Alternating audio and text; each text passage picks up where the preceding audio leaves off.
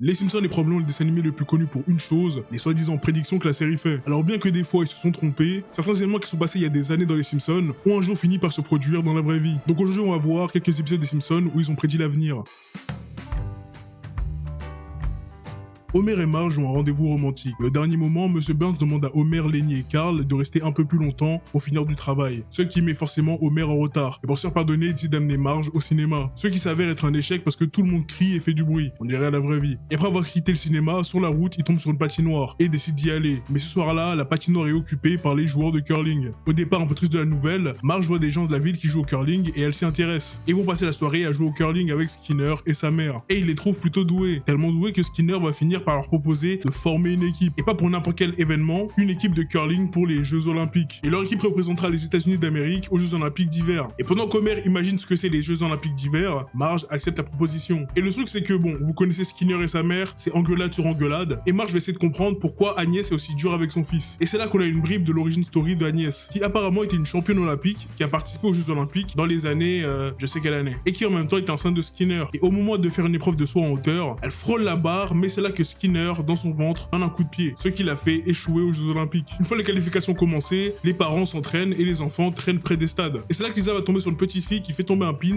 qu'elle donnera à Lisa. Mais elle lui dira de faire très attention, parce que la collection de pins olympiques est une vraie addiction. Mais Lisa accepte le pins et ignore ce qu'elle a dit. Et même pas 2 secondes après, elle va acheter tout plein de pins olympiques. Et on découvre en même temps que la petite fille était un vieux monsieur. C'est à moitié drôle et à moitié inquiétant. Pendant ce temps, les parents Simpson ont commencé les qualifications pour les Jeux Olympiques. Et ils s'en sortent vraiment bien, jusqu'au moment où Homer lance la pierre un peu trop fort, ce qui va forcément balayer un maximum pour qu'ils puissent se qualifier. Et c'est réussi, les Simpsons vont aux Jeux Olympiques de Vancouver. Une fois arrivé à Vancouver, Homer tombe même sur le vieil ami. Mais maintenant qu'ils sont à la compétition, l'ambiance a changé. Agnès dit à Marge que Homer est un potentiel poids pour l'équipe et elle prévoit de le virer. Mais Homer, qui n'est pas loin, entend la conversation et se demande comment il peut faire pour ne pas se faire virer de l'équipe. Au même moment, Lisa continue à alimenter son addiction aux pins et tombe sur le pins le plus rare, le critique qui s'en fiche. Mais bon, Lisa a déjà dépensé tout son argent dans d'autres pins et le seul deal que le vendeur propose, c'est d'échanger le pins contre ses perles. Et c'est officiel, Lisa a perdu la boule. Marge la croise dans les rues de Vancouver en train de jouer du saxophone pour quelques pièces, pour potentiellement s'acheter plus de pins. Elle est arrivée à un point où elle a même plus de robe. Tout ce qu'elle porte, c'est des vêtements faits en pins. De retour à la compétition, Homer et Marge sont à un match de la finale. Si Homer n'arrive pas à lancer la pierre dans la maison, c'en est fini pour les États-Unis. Homer lance la pierre et elle est très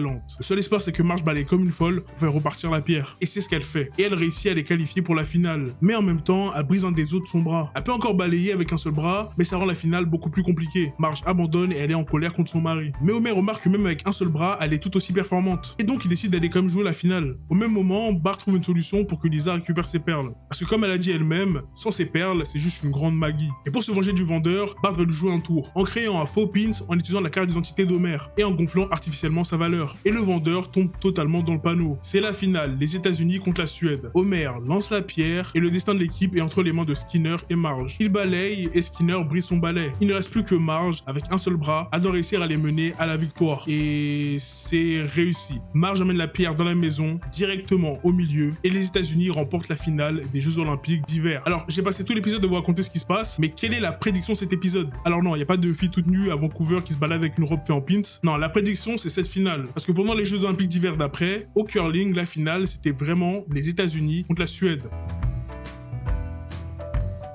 Bart est à la pêche et il lance sa ligne dans la rivière juste à côté de la centrale nucléaire. Et un journaliste vient lui parler pendant qu'il est en train de pêcher. Et là, il a une prise. Mais c'est pas une truite. Non. Il tire un poisson à 3 yeux. Le truc a l'air de sortir tout droit de Tchernobyl et c'est là que ça part en vrille. Le journaliste publie la photo du poisson et il devient une star locale. Il est dans les journaux, à la télé, au Quickie Mart et les gens commencent à se dire que peut-être la centrale nucléaire de Monsieur Burns n'est pas hyper aux normes. Genre, pas du tout. Du coup, inspection surprise. Des agents de la sécurité nucléaire débarquent et ils passent tout au peigne fin. Les tuyaux, les murs, les employés, même l'hamster du labo. La centrale est littéralement une bombe chimique ambulante. Et le rapport est sans appel. La centrale est trop dangereuse, elle doit être fermée. Et la réaction de Monsieur Burns pour empêcher tout ça, comme un bon milliardaire, c'est de devenir politique pour influencer et forcer ses idées très loin d'être écologiques à la ville. Il embauche des conseillers en images, des stylistes, des stratèges qui lui apprennent à serrer la main, sans avoir l'air de piquer l'âme des gens. Et il lance sa campagne électorale, absurde mais hyper bien rodée, et qui arrive à toucher les habitants de Springfield. Il va partout, fait tout et n'importe quoi, et au centre de tout ça, il va placer comme signe fort le poisson à 3 yeux. Pendant ce temps, le gouverneur en place, qui elle est plus compétente mais moins populaire, se fait dépasser par Burns dans les sondages. Tout ça grâce à sa com bullshit et ses spots télé. Il commence à gagner du terrain, et la ville, qui a une mémoire de poisson rouge, commence à oublier que le mec a failli faire exploser Springfield 2 fois. Mais,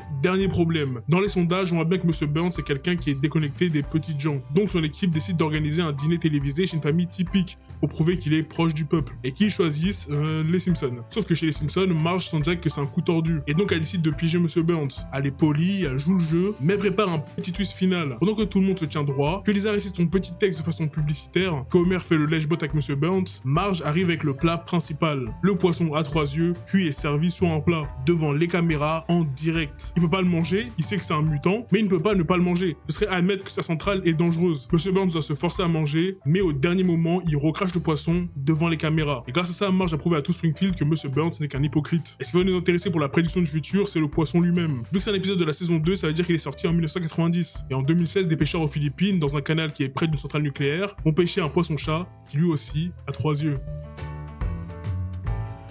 La classe de Bart fait une sortie scolaire au champ de bataille de Springfield pour voir une reconstitution de la guerre de sécession. Et le principal Skinner, après avoir dit à Otto de siphonner le réservoir d'une voiture pour faire marcher le bus scolaire, annule la sortie, car il pensait que la visite serait gratuite pour tous les enfants. Mais elle est devenue payante à cause du nouveau propriétaire qui s'appelle Disney. Ah, si seulement ils savaient à qui ils allaient appartenir dans le futur. Et l'école est bien trop pauvre pour payer cette sortie, surtout comparée aux autres écoles de la ville. Mais il décide de trouver une alternative pour que les enfants profitent aussi de la reconstitution de la guerre de sécession. Faire passer la tête de chaque enfant un à la fois, pour qu'ils puissent voir au-dessus de la barrière gratuitement. Mais ils sont chopés et tous les élèves doivent s'évader. Et dans leur fuite, ils perdent le petit allemand de la classe. Madame Crapabelle et tous les profs de l'école en ont marre des coupes budgétaires, que ce soit dans les salaires ou même dans la nourriture, où ils ont remplacé la viande par un matelas de gym. Edna a peur pour l'avenir des enfants. Mais Seymour crie dans la cantine qu'ils n'ont aucun avenir. C'est le chaos. Et Madame Crapabelle en a marre de devoir éduquer les enfants avec aussi peu de ressources. Elle l'explose devant Skinner, et surtout il y a un petit Bart Simpson qui alimente la guerre entre les deux en propageant des fausses rumeurs. Et c'est décidé. Les profs sont en grève. Plus personne n'enseigne, les classes sont vides, et Bart est tellement heureux qu'il embrasse le chien. Là où pour Lisa c'est la panique, même si elle s'est préparée à une éventuelle grève et qu'elle s'était préparée à étudier une pile de livres. C'est la joie, les enfants peuvent jouer toute la journée, ils n'ont rien à faire. Et pendant que Bart fout le bordel sur un chantier, les profs eux continuent leur grève. Et d'autres syndicats commencent à les rejoindre. Et Bart, comme le démon qu'il est, continue à propager des fausses rumeurs en disant que Skinner a dit qu'ils allaient craquer assez vite. Mais cette situation ne peut pas durer. Et tout le monde en a marre que l'école soit fermée. Même les élèves veulent retourner en cours. Mais que Bart lui apprécie créer le chaos peu importe où il va, Lisa elle craque et demande même à sa mère de la noter. Marge décide d'essayer de trouver une solution